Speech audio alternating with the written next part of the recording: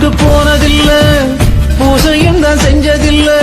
என் குலசாமி இங்கிருக்க, பிற சாமி எல்லாம் அப்புறம்தான். பாசமலர் படம் இருக்கு, நல்ல தங்க கதை இருக்கு. இந்த தங்கை கதைக்கு முன்னால் அந்த கதை எல்லாம். மனிதனுனது கொல்ல இது மனித காதல் அல்ல, அதையும் தாண்டி புனிதமானது. அபிராமியே தாலாட்டும் சாமியே நான் தானே தெரியும்.